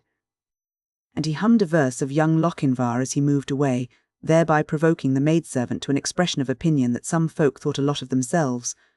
But as for London chauffeurs and their manners, well there. Chapter 12. Masks, ancient and modern. The clouds did not lift until Cynthia was standing in front of that remarkable map of the world which reposes behind oaken doors in the south aisle of Hereford Cathedral. During the run from Simmons' yacht, not even a glorious sun could dispel the vapours of that unfortunate Sunday. Cynthia had smiled a good morning when she entered the car, but beyond one quick glance around to see if the deputy chauffeur was in attendance, which Meddenham took care he should not be, she gave no visible sign of yesterday's troubles, though her self-contained manner showed that they were present in her thoughts. Mrs. Devar tried to be gracious, and only succeeded in being stilted, for the shadow of impending disaster lay black upon her. Meddenham's only thrill came when Cynthia asked for letters or telegrams at the Green Dragon, and was told there were none. Evidently, Peter Van Reenen was not a man to create a mountain out of a molehill. Mrs. Leland might be trusted to smooth away difficulties, perhaps he meant to await her report confidently and in silence. But that square of crinkled vellum on which Richard of Holdingham and Lafford had charted this strange old world of ours as it appeared during the 13th century helped to blow away the mists. "I never knew before that the Garden of Eden was inside the Arctic Circle," said the girl, gazing awe-stricken at the symbolic drawings of the eating of the forbidden fruit and the expulsion of Adam and Eve from paradise. "No later than yesterday. I fancied it might have been situated in the Wye Valley," commented Meddenham. The cast was skilful, but the fish did not rise. Instead, Cynthia bent nearer to look at Lot's wife, placed in situ. "Too bad there is no word about America," she said irrelevantly. "Oh, even at that date the United States were on the other side. You see, Richard was a person of intelligence. He anticipated Galileo by making the earth round, so he would surely get ahead of Columbus in guessing at a new world." They were the only tourists in the cathedral at that early hour, so the attendant verger tolerated this flippancy. "In the left-hand corner," he recited, "you see Augustus Caesar delivering orders for a survey of the world to the philosophers Nicodoxus, Theodotus, and Polyctetus. Near the centre you have the labyrinth of Crete, the pyramids of Egypt, the house of bondage, the Jews worshipping the golden calf. Ah, what a pity we left Mrs. Devar at the post office. How she would have appreciated this," murmured Meddenham. Still, Cynthia refused to take the fly. "May we visit the library?" she asked, dazzling the verger with a smile in her best manner. "I have heard so much about the books in chains, and the 4 Gospels in Anglo-Saxon characters. Is the volume really 1,000 years old?" From the cathedral, they wandered into the beautiful grounds of the bishop's palace, where a brass plate, set in a boundary wall, states in equivocal phrase that Nell Gwynn, founder of Chelsea Hospital and mother of the first Duke of St Albans, was born near the spot thus marked. Each remembered the irresponsible chatter of Saturday, but neither alluded to it, nor did Meddenham offer to lead Cynthia to Garrick's birthplace. Not 48 hours, but long years, as measured by the seeming trivialities that go to make or mar existence, spanned the interval between Bristol and Hereford. They chafed against the bonds of steel that yet sundered them. They resented the silent edict that aimed at parting them by 100 little artifices each made clear to the other that the coming separation was distasteful, while an eager interest in the commonplace supplied sure index of their embarrassment. And so, almost as a duty, the west front, the north porch, the close, the green, the Wye Bridge were duly snapshotted and recorded in a little book that Cynthia carried. Once, while she was making a note, Meddenham held the camera and happened to watch her as she wrote. At the top of a page he saw Film 6, Number 5, Fitzroy poses as the first Earl of Chepstow. Cynthia's left hand hid the entry just a second too late. "I couldn't help seeing that," he said innocently. "If you will give me a print, I shall have it framed and place it among the other family portraits." "I really meant to present you with an album containing all the pictures which turn out well," she said. "You have not changed your mind, I hope?" "N. No, but there will be so few. I was rather lazy during the first 2 days. You can trust me to fill in the gaps with exceeding accuracy. Oh, don't let us talk as if we would never meet again. The world is small, to motorists." "I had the exact contrary in mind," he said quickly. "If we parted today and did not meet for 20 years, each of us might well be doubtful as to what did or did not happen last Friday or Saturday. But association strengthens and confirms such recollections. I often think that memories held in common are the most solid foundation of friendship." "You don't believe, then, in love at first sight?" she ventured. "Let me be dumb rather than so misunderstood," he cried. Cynthia breathed deeply. She was profoundly conscious of an escape wholly due to his forbearance, but she was terrified at finding that her thankfulness was of a very doubtful quality. She knew now that this man loved her, and the knowledge was at once an ecstasy and a torture. And how wise he was, how considerate, how worthy of the treasure that her overflowing heart would heap on him. But it could not be. She dared not face her father, her relatives, her host of friends, and confess with proud humility that she had found her mate in some unknown Englishman, the hired driver of a motor car. At any rate, in that moment of exquisite agony, Cynthia did not know what she might dare when put to the test. Her lips parted, her eyes glistened, and she turned aside to gaze blindly at the distant Welsh hills. "If we don't hurry," she said with the slowness of desperation, "we shall never complete our programme by nightfall, and we must not forget that Mrs. Leland awaits us at Chester. Tonight I shall realise the feelings of Charles I when he witnessed the defeat of his troops at the Battle of Roton Moor," was Meddenham's savage growl. Hardly aware of her own words, Cynthia murmured. Though defeated, the poor king did not lose hope. "No, the Stuarts' only virtue was their stubbornness. By the way, I am a Stuart." "Evidently that is why you are flying from Chester," she contrived to say with a little laugh. "I pin my faith in the Restoration," he retorted. "It is a fair parallel. It took Charles 20 years to reach Roton Moor, but the modern clock moves quicker, for I am there in 5 days. "I am no good at dates," she began, but Mrs. Devar discovered them from afar and fluttered a telegram. They hastened to her. Cynthia flushed at the thought that she might be recalled to London, which she would not regret, since a visit to the dentist today is better than the toothache all next week, and Meddenham steeled himself against imminent unmasking. But Mrs. Devar's main business in life was self. "I have just heard from James," she cooed. "He promised to run up to Shrewsbury today, but finds he cannot spare the time. Count Edward told him that Mr. Van Reenen was in town, and he regrets he was unable to call before he left." "Before who left?" demanded Cynthia. "Your father, dear. Left for where?" Mrs. Devar screwed her eyes at the pink slip. "That is all it says. Just left." "That doesn't sound right anyhow," laughed Meddenham. "Oh, but this is too ridiculous," and Cynthia's foot stamped. "I have never before known my father behave in this jack-in-the-box fashion." "Mrs. Leland will clear up the whole mystery," volunteered Meddenham. "But what mystery is there?" purred Mrs. Devar, blinking first at one, then at the other. She bent over the telegram again. "James sent this message from the West Strand at 9:30 a. Perhaps he had just heard of Mr. Van Reenen's departure," she said. Judging from Cynthia's occasional references to her father's character and associates, Meddenham fancied it was much more likely that the American railway magnate had merely refused to meet Captain Devar. But therein he was mistaken. At the very hour that the three were settling themselves in the Mercury, before taking the road to Leominster, Mr. Van Reenen, driven by a perturbed but silent Simmons, stopped the car on the outskirts of Whitchurch and asked an intelligent-looking boy if he had noticed the passing of an automobile numbered XL4000. "I suppose you mean a motor car, sir?" said the boy. Van Reenen, a tall man, thin, close-lipped, with high cheekbones and long nose, a man utterly unlike his daughter save for the wide-open, all-seeing eyes, smiled at the naive correction with that smile some enchanter's wand mirrored Cynthia in her father's face. Even Simmons, who had seen no semblance of a smile in the features of the chilly, sceptical man by whom he was dragged out of bed at an unearthly hour in the morning at Bristol, witnessed the alchemy and marvelled. "Yes, sir, rather," continued the boy, brimming over with enthusiasm. "The gentleman went along the Hereford Road. He did yesterday morning. He came back too, wiver Chauffeur, and he's a-stayin' at the Simon's Yacht Hotel." Peter Van Reenen frowned, and Cynthia vanished, to be replaced by the Wall Street speculator who had made a pyramid in Milwaukee's. Whence, then, had Cynthia telephoned? Of course, his alert mind hit on a missed mail as the genesis of the run to Hereford early on Sunday. But he asked himself why he had not been told of a changed address. He could not guess that Cynthia would have mentioned the fact had she spoken to him, but in the flurry and surprise of hearing that he was not in the hotel, she forgot to tell the attendant who took her message that she was at Simon's Yacht and not at Hereford. "Are you sure about the car?" he said, rendered somewhat sceptical by the boy's overfullness of knowledge. "Yes, sir. Didn't me and Dick Davies watch for it all chapel time?" "But why? For that car in particular?"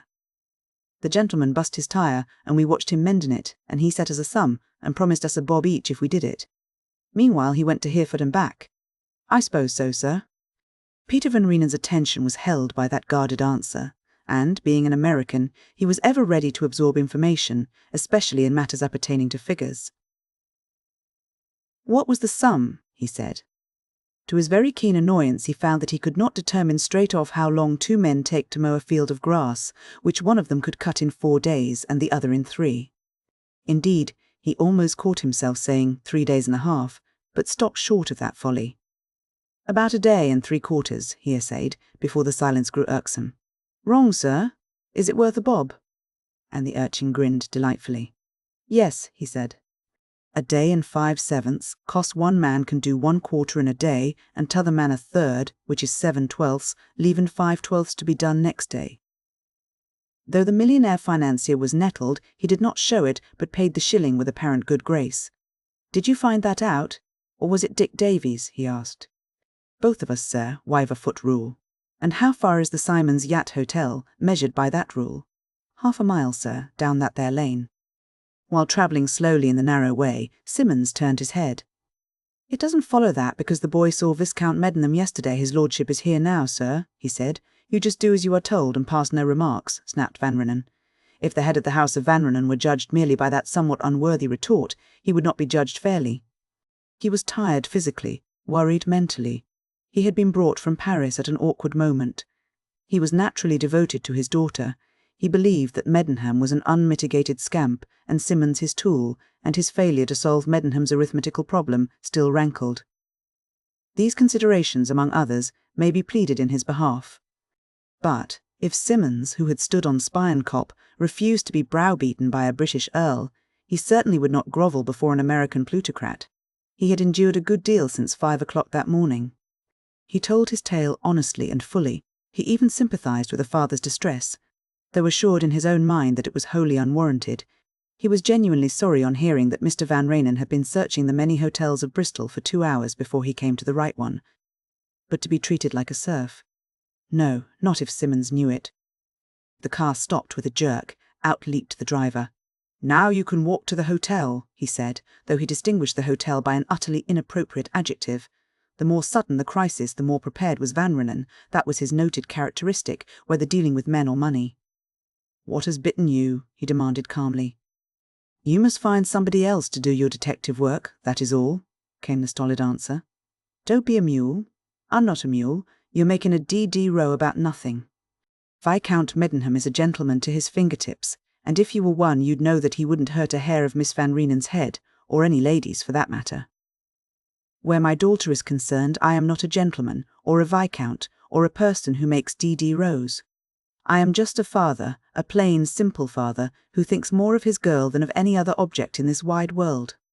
If I have hurt your feelings, I am sorry. If I am altogether mistaken, I'll apologize and pay. I'm paying now. This trip will probably cost me $50,000 that I would have scooped in were I in Paris tomorrow. Your game is to attend to the benzene buzz part of the contract and leave the rest to me. Shove ahead and step lively."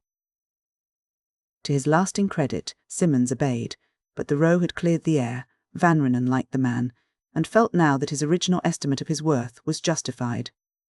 At the hotel, of course, he had much more to learn than he expected. Oddly enough, the praises showered on Fitzroy confirmed him in the opinion that Cynthia was the victim of a clever knave, be he titled aristocrat or mere adventurer. For the first time, too, he began to suspect Mrs. Devar of complicity in the plot. A nice kind of chaperone she must be to let his girl go boating with a chauffeur on the Wye. And her Sunday's illness was a palpable pretence. An arranged affair, no doubt, to permit more boating and dallying in this fairyland of forest and river. What thanks he owed to that Frenchman Marigny? Indeed, it was easy to hoodwink this hard-headed man in aught that affected Cynthia. Count Edouard displayed a good deal of tact when he called at the Savoy Hotel late the previous night, but his obvious relief at finding Van Reenen in London had induced the latter to depart for Bristol by a midnight train, rather than trust wholly to Mrs. Leland's leisured strategy. He did not go straight to Hifford for the best of reasons. He had told Cynthia of Mrs. Leland's coming, and had heard of, if not from her, in response to his letter. If he rushed off now to intercept the motorists at Hereford, he would defeat the very purpose he had in view, which was to interpose an effectual shield between the scoundrelly lordling and his prey, while avoiding any risk of hurting his daughter's feelings. Moreover, he was eminently a just man. Hearing from Marigny that Simmons, the original cause of all the trouble, was skulking at Bristol, to Bristol he went. From that starting point, with his knowledge of Cynthia's probable route, he could surely pick up traces of the predatory car at most towns through which it passed. Moreover, he could choose his own time for joining the party in front, which by this time he was fully resolved on, either at Chester or farther north. Transcending these minor features of a disturbing affair was his self-confessed fear of Cynthia. In the unfathomed deeps of a father's love for such a daughter, there is ever an element of fear. Not for all his wealth would Van Reenen cast a shadow on the unsullied intimacy of their affection. Therefore he would be wary, circumspect, ready to accept as most credible theories which he would scout in any other conditions, quick to discern the truth, slow to point out wherein an inexperienced girl had erred, but merciless to the fortune hunter who had so jeopardized Cynthia's happiness and his own. Hence, his appearance at the Simon's Yacht Hotel seemed to have no more serious import than a father's wish to delight his daughter by an unexpected participation in her holiday. No secret had been made as to the Mercury's halting place that day. Cynthia herself had written the address in the hotel register, adding a request that letters, if any, were to be forwarded to Windermere. By chance, the smiling landlady's curiosity as to Fitzroy raised a new spectre.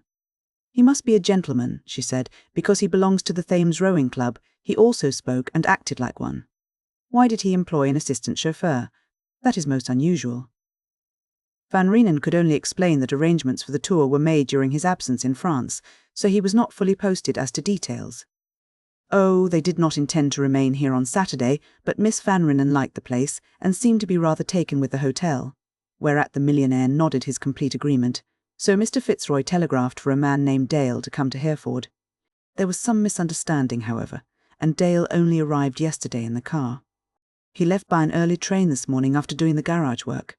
Simmons, candour itself about Meddenham, had said no word of the Earl of Fairholme or of Dale. Marigny, of course, was silent as to the Earl, since it might have ruined his last faint hope of success had the two perplexed fathers met. Simmons' recent outburst opposed an effectual bar to farther questioning, so Van Reenen was free to deduce all sorts of possibilities from the existence of yet another villainous chauffeur. Unhappily, he availed himself of the opportunity to the full.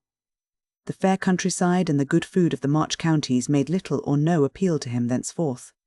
He pined to be in Chester, yet restrained the impulse that urged a frenzied scurry to the banks of the Dee, for he was adamant in his resolve not to seem to have pursued Cynthia, but rather to have joined her as the outcome of a mere whim after she had met Mrs. Leland.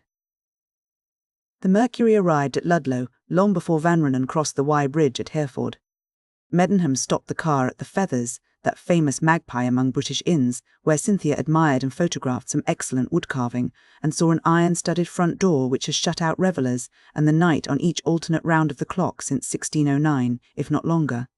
If they hurried over luncheon, they were content to dawdle in the picturesque streets, and Cynthia was reluctant to leave the fine old castle, in which Milton's Mask of Comus was first played on Michaelmas night of 1634. At first, she yielded only to the flood of memories pent in every American brain when the citizen of the New World stands in one of these treasure houses of history and feels the passing of its dim pageants. When they stood together in the ruined banqueting hall, Meddenham gave play to his imagination and strove to reconstruct a scene once spread before the bright eyes of a maiden long since dead. "You will please regard yourself," he said, "as the Lady Alice Egerton, daughter of the Earl of Bridgewater, Lord President of the Marches of Wales, who, with her two brothers, was benighted in the forest of Haywood while riding to Ludlow to witness her father's installation in his high office. Milton was told of her adventures by Henry Lawes, the musician, and he wrote the Mask of Comus to delight her and her friends." "Have you read Comus?" "No," said Cynthia, almost timidly, for she was beginning to fear this masterful man whose enthusiasm caught her to his very soul at such moments. "Ah, but you shall. It ranks high among the miracles of English poetry wrought by Milton. Many a mile from Ludlow have I called to mind one of its incomparable passages. 1,000 fantasies begin to throng into my memory, of calling shapes and beckoning shadows, dire and airy tongues that syllable men's names on sands and shores and desert wildernesses. And now you, the heroine of the masque, must try to imagine that you are lost in a wild wood represented by a carpet spread here in the centre of the hall. Seated there on a dais is your father the Earl, surrounded by his officers and retainers. Near you are your brothers, Lord Brackley and Thomas Egerton, so blinded by sprites that they cannot see you, though keen enough to note the bright eyes and flushed cheeks of other ladies of high degree bidden to Ludlow from neighbouring shires for the merry-making. And mark you, this is no rude gathering of unlettered squires and rough men-at-arms. How is it possible that an uncultured throng should listen rapturously to the noblest performance of the kind that exists in any language, wherein each speech is a majestic soliloquy, eloquent, sublime, with an uncloying word, music acclaimed by 3 centuries? The sheer wonder in Cynthia's face warned him that this brief excursion into the pages of Macaulay had better cease, so he focused his thoughts on the actual representation of the masque in which he had taken part 10 years ago at Fairholme. I must ask you to concede that the lords and ladies, the civic dignitaries and their wives, for whose amusement Milton spread the pinions of his genius, were far better equipped to understand his lyric flights than any similar assemblage that could be collected haphazard in some modern castle. They did not pretend, they knew. Even you, Lady Alice, could frame a neat verse in Latin and cap some pleasant jest with a line from Homer. When Milton dreamed aloud of bathing in the Elysian dew of the rainbow, of inhaling the scents of nard and cassia, which the musky wings of the zephyr scatter through the cedared alleys of the Hesperides, they followed each turn and swoop of his fancy with an active sense of its truth and beauty. And what a brilliant company! How the red flare of torch and cresset would flicker on the sheen of silk, the lustre of velvet, the polished brightness of morion and spear. I think I can see those gallant gentlemen and fine ladies grouped round the players who told of the strange pranks played by the god of mirth. Perhaps that same fair Alice, who supplied the motive of the masque as well as its leading lady, may be linked with you by stronger ties than those of mere feminine grace. Cynthia did not blush. She grew white, but shook her head. You cannot tell, he said. Comus's was played in Ludlow only 14 years after the landing of the Pilgrim Fathers in New England, and I would remind you that we stocked the new nation in the West with some of the bluest blood in Britain. Even in this hall there were Puritans whose ascetic tastes disapproved of Milton's imageries, of children play acting, of the brave show made by the gentry. My mother's people lived in Pennsylvania for generations, she broke in with a strange wistfulness. I knew it, he cried in triumph. Tell me the names of the first nighters at the Milton Theatre, Ludlow, on that autumn evening in 1634, and warrant me to find you an authentic ancestor. Cynthia bent a puzzled brow at him. After this, I shall apply myself to Comus with added comprehension, she said. But you take my breath away, have you then, delved so deep in the mine of English history that you can people most every ruined pile in Britain with the men and women of the dead years? He laughed, and coloured a little, with true British confusion at having been caught in an extravagant mood. There you lay bare the mummer, he said. What clever fellows actors would be if they grasped the underlying realities of all the fine words they mouth. No, I quote, Comus, only because on one half-forgotten occasion I played in it. The prompt question took him unaware. At Fairholme, he said, is that another castle? No, merely a Georgian residence. I seem to have heard of it. Somewhere, I can't remember. He remembered quite well. Was not Mrs. Devar, student of Burke, sitting in the car at the castle gate? Oh, we must hurry, he said shamefacedly. I have kept you here too long, for we have yet to trace huge forests and unharboured heaths, infamous hills and sandy perilous wilds, before we see Chester and Mrs. Leland. With that the bubble was pricked, and staid Ludlow became a busy market town again, its streets blocked by the barrows of hucksters and farmers' carts, its converging roads thronged with cattle.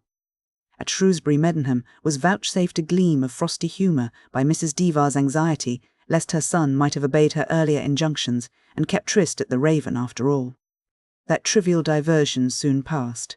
He hoped that Cynthia would share the front seat with him in the final run to Chester, but she remained tucked up in the tonneau, and the dread that kept her there was bitter-sweet to him, since it betrayed her increasing lack of confidence in herself. The rendezvous was at the Grosvenor Hotel, and Meddenham had made up his mind how to act long before the red towers of Chester Cathedral glowed above the city's haze in the fire of a magnificent sunset. Dale was waiting on the pavement when the Mercury drew up at the galleried entrance to the hotel. Meddenham leaped down. "Goodbye, Miss Van Reenen," he said, holding out his hand. "I can catch an early train to town by hurrying away at once. This is Dale, who will take my place. He is thoroughly reliable and an even more careful driver than I am." "Are you really going, like that?" faltered Cynthia, and her face blanched at the suddenness of it. "Yes, I shall have the pleasure of seeing you in London when you return." Their hands met in a firm clasp. Mrs. Devar, too flustered at first to gasp more than an "Oh!" of astonishment, leaned forward and shook his hand with marked cordiality. You must tell Dale to take great care of us, she said knowingly. I think he realizes the exceeding trust I repose in him, he said. But the accompanying smile was meant for Cynthia, and she read into it a farewell that presaged many things. He disappeared without another word. When a slim, elegantly gowned lady had hastened to the door from the drawing-room, whence she was summoned by a page, she found two dust-covered figures in the act of alighting from a well-appointed car. Her next glance was at the solemn jowl of the chauffeur. "Cynthia, my darling girl," she cried, with arms thrown wide. There could be no doubting the heartiness of the greeting, and in that motherly embrace Cynthia felt a repose, a security, that she had been wilfully sceptical of during many weary hours. But polite usage called for an introduction, and Mrs. Leland and Mrs. Devar eyed each other warily with the smiles of convention. Mrs. Leland glanced at Dale. "And who is this?" she asked, seizing the opportunity to settle a point that was perplexing her strangely. "Our chauffeur," said Cynthia, and a glint of fun showed through the wanness of her cheeks. But not, even smooth-tongued Mrs. Leland was at a loss. Not Fitzroy, who left us a minute ago. This man's name is Dale. One wonders, though, how you knew." "Why you doubted," cried Cynthia in sharp discernment. "Pray, why did Fitzroy leave you a minute ago?" was all that the other woman could find to say. "He had to return to London. But it is I who ought to ask questions. Let us go inside. I want to get some of the grit out of my eyes and hair, then I shall become an absolute mark of interrogation, so I warn you. Of course, I am delighted to see you, but queer things have happened, and I am pining to have them cleared up." "When did you see father last? Is he still in London?" Mrs. Leland answered, with freer speech now. But in her heart she was saddened by Meddenham's duplicity. 6 months earlier, he and the Earl had dined at the villa she was occupying at San Remo for the winter. She then took a great liking to him on account of his shy and reticent, but singularly pleasing manners. She was prepared to laugh at the present escapade when she had discussed it with him that night. Now he had fled, doubtless through fear. That was bad. That looked ugly and mean. Most certainly Peter Van Reenen had acted rightly in bringing her post-haste from Trovel. She must use all her skill if mischief were to be avoided.